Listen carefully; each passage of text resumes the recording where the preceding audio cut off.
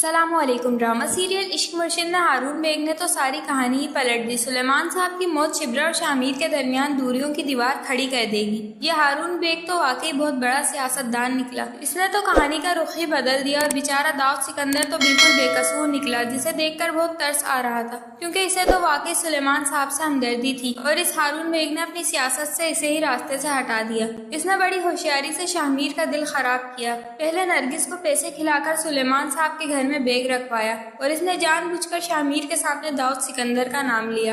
اب آنے والی ایپیسوڈ میں یہ سلیمان صاحب کو قتل کروا دے گا اور ان کی موت ایک قیامت کھڑی کر دے گی، اور یہ ان گنڈوں کو داؤد سکندر کے خلاف گواہی دینے کو کہے گا۔ وہ میڈیا کے سامنے کہیں گے کہ ہم سے یہ سب کرنے کے لیے داؤد سکندر نے کہا تھا۔ اب شامیر خود اپنے بابا کو گرفتار کروائے گا، لیکن داؤد سکندر یہ سارا کھیل جانتا ہے۔ وہ جاتے جاتے شامیر سے بھی کہے گا کہ تمہارا باپ اتنا بھی برا نہیں ہے جتنا تمہیں بتایا گیا ہے۔ اس ہارون بیگ نے بڑی ہوشیاری سے شامیر کو قدموں میں لانے والا وعدہ پورا کر دیا، کیونکہ اس نے یہ سوچا ہے کہ سلیمان صاحب کے مرنے کے بعد تو شاید شبرا شامیر کو چھوڑ دے گی اور داؤد سکندر بھی جیل چلا گیا، اور پھر شامیر کے پاس مہرین کے علاوہ اور کوئی آپشن نہیں بچے گا، وہ مہرین سے شادی کر لے گا۔ لیکن اس کا یہ خواب اتنی آسانی سے پورا نہیں ہونے والا، کیونکہ اس کی حقیقت شامیر کو داؤد سکندر کی بیوی بتائے گی کہ داؤد بے قصور تھا، اس نے تمہاری ماں کو نہیں مروایا، یہ سب ہارون بیگ کا کیا دھرا ہے۔ اس کے بعد شامیر ہارون بیگ سے تو نمٹ لے گا، لیکن شبرا اسے اتنی آسانی سے معاف نہیں کرے گی، اور جب وہ اس سے ملنے جائے گا تو وہ کہے گی کہ تمہیں تو تمہاری پارٹی بہت عزیز تھی نا، تم نے میرے بابا کی مدد نہیں کی جبکہ وہ بے قصور تھے، اب میری محبت بھی نفرت میں بدل چکی ہے۔